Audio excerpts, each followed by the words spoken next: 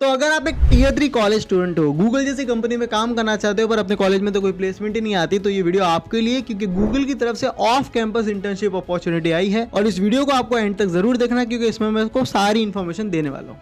So hey friends, welcome to last moment tuitions. मेरा नाम सुमेर सिंह राजपूत है और इस वीडियो में मैं आपको गूगल की जो इंटर्नशिप आई है, ऑफ कैंपस इंटर्नशिप, उसके बारे में सारी अपडेट्स देने वाला हूँ। इस वीडियो में हम क्या क्या कवर करेंगे सबसे पहले देख लेते हैं। पहले मैं आपको बताऊंगा डेट, क्योंकि 2 से 3 दिन ही बचे इसमें अप्लाई करने के लिए, तो जल्दी से जल्दी अप्लाई कर लेना, जैसे आपको डेट्स पता चल जाएगा और लिंक आपको नीचे डिस्क्रिप्शन में मिल जाएंगी। सेकंड है एलिजिबिलिटी क्राइटेरिया, कि भैया कौन एलिजिबल है इसके लिए, क्या क्या डिटेल्स है, वो सारी चीज़ें मैं आपको बता दूंगा कि भाई कौन तुम हो कि नहीं हो एलिजिबल। थर्ड चीज़ है एप्लीकेशन प्रोसेस, कि क्या क्या रिक्वायरमेंट होगी, किस तरह से अप्लाई करना है, वो पूरी प्रोसेस में बताऊंगा। और इसी में मैं आपको ये भी बताऊंगा कि सीवी के बारे में, तो आपके सीवी में ऐसी क्या चीज़ें होनी चाहिए जिससे आपका सिलेक्ट होने के चांसेस बढ़ जाते हैं।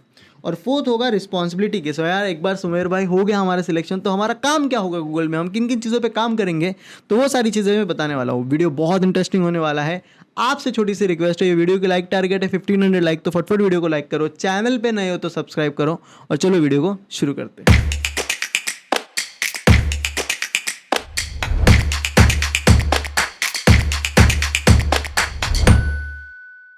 तो चलो शुरू करते हैं। सबसे पहले देख लेते हैं कि सुमेर भाई इसको अप्लाई करने की लास्ट डेट क्या है। तो इसको अप्लाई करने की जो लास्ट डेट है वो है 20 जून। आज 16 जून है जब ये वीडियो अपलोड हो रही है, 2 से 3 दिन बचे हैं, तो जल्दी से जल्दी अप्लाई कर लो। अप्लाई करने का सिंपल सा फंडा है, नीचे डिस्क्रिप्शन में आपको एक लिंक मिलेगी, उधर जाके आपको अप्लाई कर देना है। मैं आपको आगे एप्लीकेशन प्रोसेस में क्या क्या ज़रूरी चीज़ें डालनी है वो भी बताऊँगा, तो वीडियो को पूरा देखना, उसके बाद ही जाके अप्लाई करना। क्लियर है।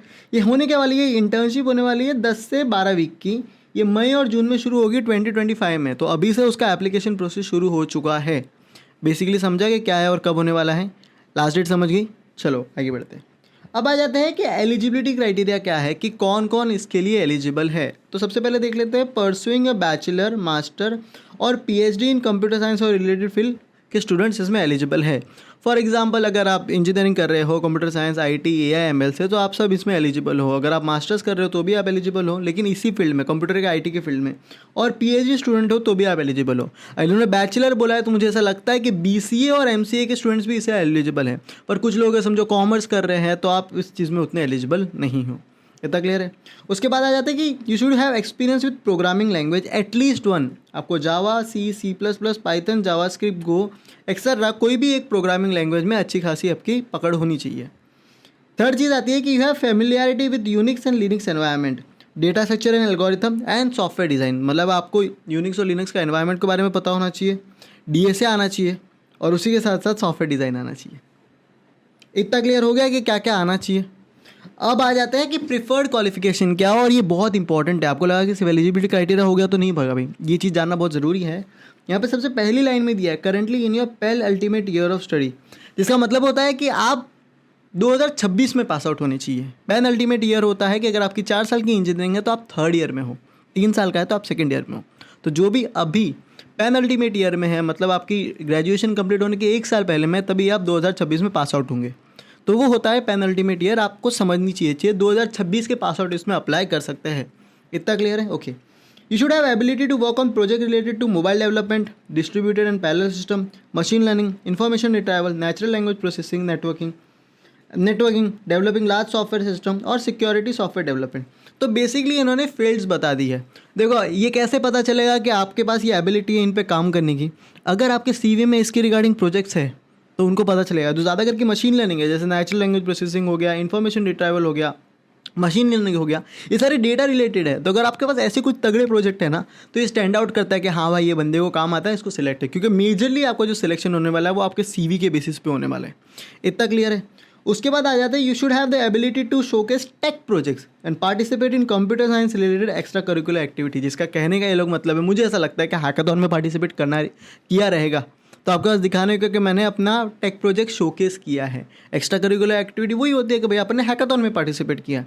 तो ये सारी चीज़ें ना बहुत मैटर करती हैं। इन्होंने सिर्फ ऐसे लिखा हुआ है, लेकिन इसका बिहाइंड द सीन रीज़न क्या है वो अगर आपको समझे तो आपको समझेगा कि हाँ भाई कैसे सिलेक्शन होता है, किस बेसिस पे। इतना समझ गया कि एलिजिबिलिटी क्राइटेरिया क्या है और प्रिफर्ड क्वालिफिकेशन क्या है। एलिजिबिलिटी क्राइटेरिया कौन कौन एलिजिबल है, प्रिफर्ड है कि भैया इनको हम ज़्यादा सिलेक्शन करने के चांसेस है। इतना क्लियर है। अब आ जाते हैं कि एप्लीकेशन में क्या होने वाला है। एप्लीकेशन में सिंपल से आपको अपना सीवी अपलोड करना है पीडीएफ फॉर्मेट में। क्लियर है। जैसे मैंने बोला कि सीवी के बेसिस पे सिलेक्शन होने वाली है, तो देखो आपकी सीवी नॉर्मल होगी कि हाँ भाई मैं ये पढ़ाई कर रहा हूँ, ऐसा कर रहा हूँ, तो नहीं चलेगा भाई। उसके अंदर तगड़ा डेटा होना चाहिए, ऐसी चीज़ें होनी चाहिए, प्रोजेक्ट्स होने चाहिए तो आपको स्टैंड आउट कराते हैं। ऐसी क्या क्या चीज़ें होनी चाहिए जो आपको स्टैंड आउट कराती है? सबसे पहले अगर आपने कॉम्पिटिटिव कोडिंग कर रहे हो, आपके लीड कोड पे स्कोर अच्छा है, उसी के साथ साथ आपके हैकर रैंक पर रैंक्स अच्छे है, तो वो दिखता है भाई कि मैंने इतनी प्रॉब्लम सॉल्व की है, तो वो स्टैंड आउट कराता है। सेकंड, आपके प्रोजेक्ट्स, जो भी उन्होंने पीछे डोमेन्स बताया उसके रिगार्डिंग अगर आपका तगड़ा प्रोजेक्ट है तो वो शोकेस करता है। उसी के साथ साथ आपके एक्स्ट्रा करिकुलर एक्टिविटीज़ किसी कोडिंग चैलेंज में आपने पार्टिसिपेट किया था या हैकाथॉन में पार्टिसिपेट किया था, तो अगर आपके रेज्यूमे में ये सारी चीज़ें होती है ना, तो ये आपको स्टैंड आउट कराती है। अगर करंटली अभी नहीं है तो ये अपॉर्चुनिटी अगर आप समझो, अभी तो अप्लाई तो कर लो भाई, क्लियर है, पर आगे जाके अपने रेज्यूमे में ये चीज़ पुट आउट करो, आपको और बहुत सारी जॉब अपॉर्चुनिटी के दरवाजे खुल जाएंगे। इतना क्लियर है। अंडर डिग्री स्टेटस, अगर उधर कोई डिग्री स्टेटस होगा उधर आपको लिखना है नाउ अटेंडिंग। फिर आपको एक ट्रांसक्रिप्ट अपलोड करनी है। बहुत बच्चों पूछते हैं सुमर भाई ट्रांसक्रिप्ट क्या होती है? करंट अनऑफिशियल और फिर ऑफिशियल ट्रांसक्रिप्ट इन इंग्लिश, मतलब आपके पिछले सेमेस्टर्स के रिजल्ट्स। आप समझ रहे हो कि भैया ये देखो मेरे पिछले सेमेस्टर में कितने पॉइंटर्स आए, तो शायद यहाँ पे हल्का सा पॉइंटर्स भी मैटर कर सकता है। इतना क्लियर हो गया। अब आ जाता है कि आपका काम क्या होने वाला है। काम बहुत सिंपल है। You have to research, create, develop software application to extend and improve Google product offering. Basically आपको डेवलपमेंट करना है यहाँ पे, क्लियर है। थर्ड है कि contribute to wide variety of project utilization, जैसे नेचुरल लैंग्वेज प्रोसेसिंग हो गया, आर्टिफिशियल इंटेलिजेंस हो गया, डेटा कंप्रेशन हो गया, मशीन लर्निंग हो गया और सर्च टेक्नोलॉजी। मतलब आप बहुत सारी अलग अलग डोमेन्स पे काम करने का आपको यहाँ पे मौका मिलेगा। फिर है कि collaborate on scalability issue involving access to large amount of data information. आपको भी पता है गूगल एक ऐसी चीज़ है जहाँ पे करोड़ों लोग उसको यूज़ करते हैं, तो स्केलेबिलिटी इशू जो भी आएगी तो आपको उसमें सॉल्व करने में आपको अपना कंट्रीब्यूशन देना है। उसी के साथ साथ आएगा कि आपको टीम में कम काम करना आना चाहिए। Work and support a productive and innovative team with peers, managers and cross functional team. तो बेसिकली यही चीज़ है कि आप डेवलपमेंट करोगे, बहुत वैरायटी ऑफ डोमेन में काम करोगे, उसी के साथ स्केलेबिलिटी इशू पे काम करोगे और साथ में टीम में काम करने की आपकी एबिलिटी होनी चाहिए। एक बहुत अच्छी अपॉर्चुनिटी है। जो भी अभी थर्ड ईयर में है, अगर इंजीनियरिंग कर रहे हो तो 2026 में पास आउट हो रहे, आपको ये अपॉर्चुनिटी बिल्कुल नहीं मिस आउट करनी चाहिए। मैंने डिस्क्रिप्शन में इसकी लिंक दे दी गई है अप्लाई करने का, और मैंने आपको बता दिया कि आपके सीवी और रेज्यूमे में क्या क्या चीज़ें होनी चाहिए। तो हमेशा अगर अब तक आपका सीवी और रेज्यूमे अपडेटेड नहीं है तो उसको प्रॉपर अपडेट करो।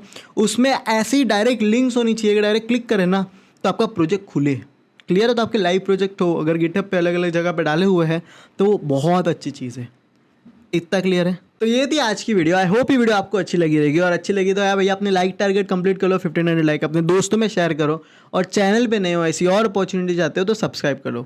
साथ में अगर आप फ्री रिसोर्सेज चाहते हो प्लेसमेंट के रिगार्डिंग, डेली जॉब अपडेट चाहते हो, तो आप हमारा टेलीग्राम ग्रुप ज्वाइन कर सकते हो, LMT प्लेसमेंट्स। वहाँ पे हम डेली जॉब अपडेट पुट करते हैं। 28,000 से ज़्यादा बच्चों ने ज्वाइन कर लिया, आप क्यों मिस आउट करो, फटफट आ जाओ। बाकी मुझे भी आप लिंक्डइन पे फॉलो कर सकते हो। आपने क्वेश्चंस है, कुछ क्वेरीज है तो आप मुझे वहाँ पूछ सकते हो, तो मैं आप यहाँ पर रिप्लाई कर दूंगा। ये थी आज की video. Thank you so much ये वीडियो देखने के लिए, and have a nice day and best of luck for your Google placements.